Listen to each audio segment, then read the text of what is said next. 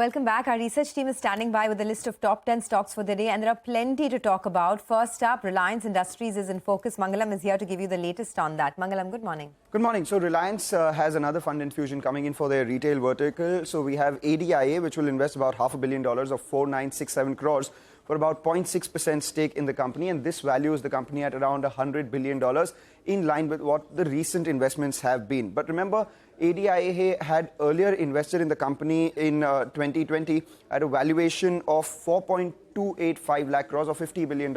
So this is an additional investment. So their overall stake will be 1.77 odd percent. Remember, last month itself, KKR's follow-on investment also increased the stake to around 1.4%. In just the last couple of months, we've seen fund infusion coming in on Reliance Retail at $100 billion from QIA, which is Qatar Investments, KKR, and now Abu Dhabi Investment Authority. All right, Mangalam, thanks a lot for that. And belated happy birthday, Mangalam. Hope you had a good day yesterday. And wish you well, brother. Always. We look forward to better times during the course of the day as you treat us. But thank you so much.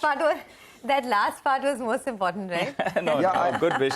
Good wishes above everything, Mangalam. So wish you well and hope you had a good day. Thank you. Let's move on to the next stock. We have Rima, who's joining in to tell us about TCS. They announced that buyback, which the street seemed to be sniffing towards the end of Friday's trading session. Rima, tell us more.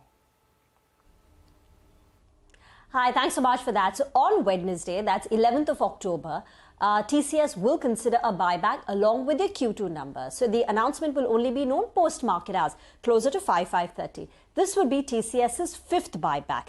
The estimates are that it will be close to about an 18 to 20,000 kind of a buyback, similar to what they did last year. Last year's buyback was announced in January and it took place in the month of March and April. That was also an 18,000 crore buyback, which the company had done. JP Morgan estimates the buyback size would be 18,000. IIFL Special Situations Team estimates the buyback size could be 18 to 20,000 at a price of 4,300 to 4,500 rupees per share. And some of the previous buyback rates will also come up for you on your screen. Morgan Stanley says that this buyback was anticipated by the street for the last 2 quarters, and according to them, it's unlikely to be very, very supportive. It is supportive, but not materially supportive for the stock price. Back to you.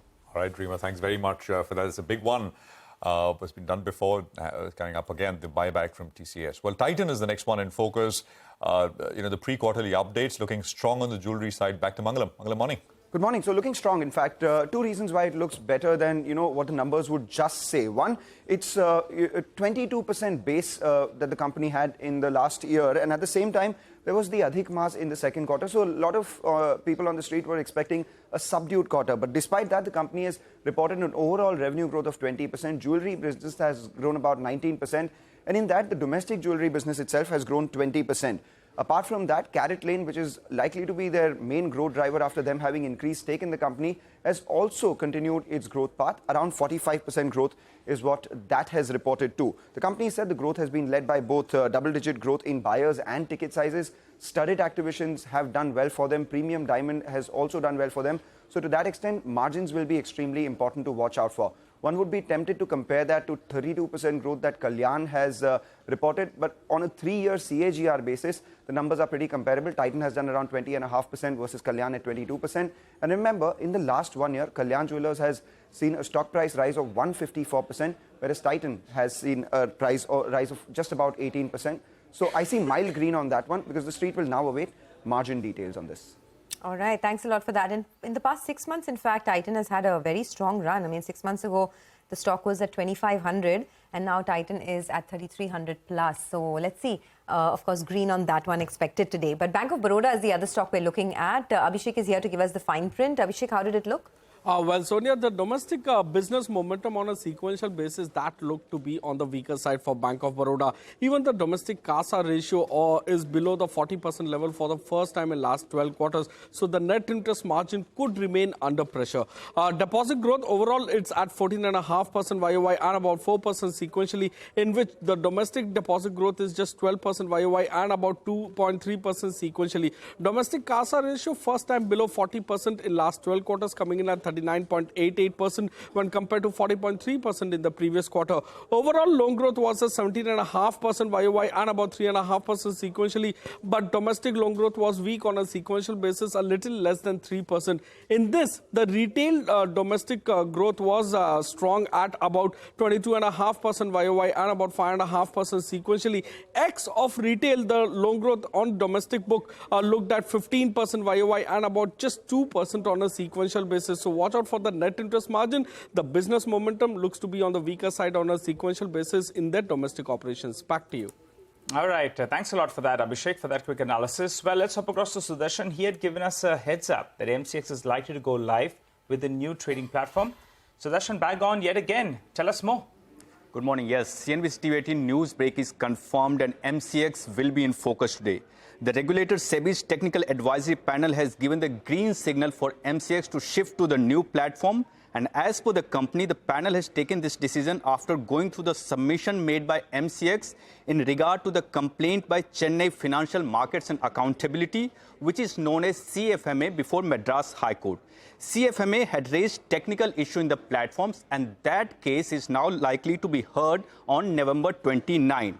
Now, as per the disclosure by MCX, it seems SEBI's panel was satisfied by its response, and it has asked the company to submit go-live date of new platform to SEBI.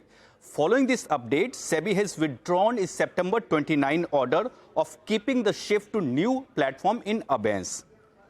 Now we need to wait for MCX for the go-live date, and just for reference, I would mention here, MCX has an agreement with 63 moons till December 2023. And what I understand from my sources, it would keep that platform till the expiry and use it as a backup till then. Okay, well, thanks very much, Sudarshan, for that. And Sudarshan, of course, stays on top of that story with more details coming up. Well, let's move on. Biocon is the next one in focus. Ekta has more details. Ekta, over to you. Thanks for that. Well, yes, there are further delays in its biosimilar insulin aspart for the US market. So the latest news is the US FDA has issued a complete response letter, which is basically queries from the US FDA for the company's application for this diabetes biosimilar insulin aspart. Now, the complete response letter has not identified any outstanding scientific issues, which is a positive, but they have referenced requirements for satisfactory resolution of the deficiencies which were brought out in the inspection which had taken place in their Malaysian plant in August of 2022. The company had submitted a corrective action plan in September 2022. The agency had indicated they want a reinspection of the Malaysian facility, but it has not been scheduled prior to the goal date of October 6. So what that means is that basically the can is pushed down further on the road when it comes to an application as well as an approval for insulin aspart for Biocon. Hence, you could probably see red on the stock. Additional news, they've signed a partnership with a specialty company in Canada, which is for a diabetes drug. So maybe the news could probably be negated on account of that. All right, thanks a lot for that. Well, let's hop across to Sonal now. She's going to give us the roundup of a couple of other stocks that are in the news this morning. Sonal, what's on your list? Good morning, Sonia. 3 stocks on my radar today. Let me start with Prestige Estates. You're talking about Q2 operational updates coming out. It was a very strong one for Prestige. Their pre-sales were up 102% on a YY basis. Collections up 1%. Sales volumes were higher by 50% in the quarter gone by. And average realizations were up 29% as well. In the first half of FY24, they've done sales which are almost equivalent to what they did in FY23. So good show here. Solar Industries, well, the company has received the biggest ever order, which is worth 1853 crore rupees. This is from Coal India, and this is for supply of bulk explosives, which will be delivered over a period of 2 years. Similar is the story with GOCL Corp, because they've also bagged an order worth 766 crore rupees from Coal India. This is again for supply of bulk explosives, again for a period of over 2 years. So these 2 stocks will be in focus on the back of that. All right, thanks for that, Sonal. Well, let's move to Manisha, who's joining us to tell us about the spike that we've seen in crude oil prices. Manisha?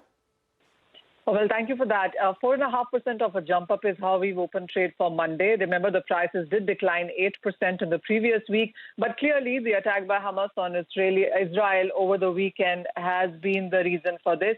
As of now, we do understand that this is all sentiment. There is no crude impact, really, because Israel has 2 oil refineries with a capacity of total 300,000 barrels per day, which is not so much. And Palestine, on the other side, produces no oil and does not refine oil also. It is all about reports of Iran planning involved in the planning of all of these attacks. And Iran is a major oil producer. So if this escalates, if this spreads across more regions and territories, that is when you could look at the crude supplies getting impacted. As of now, we do know that there is no impact. There is no change in fundamentals as well. We do also know that Russia has allowed more fuel into the markets. The U.S. gasoline stocks are at 2022 highs. So all of that demand concerns are still into the market. This is a knee-jerk reaction is what the street believes into it as well. And at this point in time, we are still trading below $90 a barrel. But the markets do believe if the street starts to settle down by the time Europe opens, you could be looking at a profit taking as well. All right, thanks a lot for that. So here is a quick recap of our top stocks with positive news flow. There's Reliance Industries, TCS, Titan, MCX, Prestige Estates, Solar Industries, GOCL Corp and ONGC, while stocks with negative news flow today, there's Bank of Baroda and Biocon. But there's also a long list of brokerage notes that have come through this morning. Sudarshan is here to focus on all that for the day. Sudarshan, good morning. Good morning. In the brokerage corner today, we have focused on 2 sectors. First one is oil and gas, and second one is power. MS is written on oil marketing companies. It says September 2023 fuel demand has risen 5.8% year-on-year, led by industrial and transport fuel. MS believes overall diesel and gasoline demand continue to remain strong, and it sees strong outperformance with multiple catalysts ahead. Its key overweights are BPCL and IOC.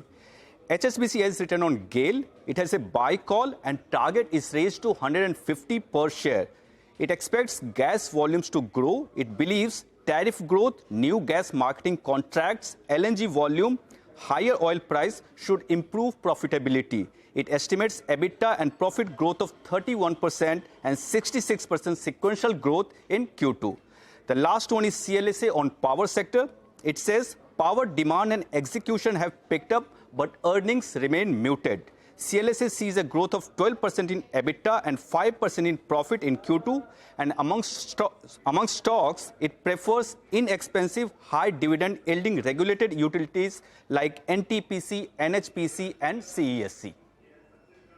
All right, thanks very much. So great getting that from you. We'll take a quick commercial break here. Prakash Devan will join in with some fundamental stock check. Lots to talk about this morning. We'll also be joined by the management of Healthcare Global Enterprises to talk about their acquisition in Indore. Stay tuned. Both those chats coming up.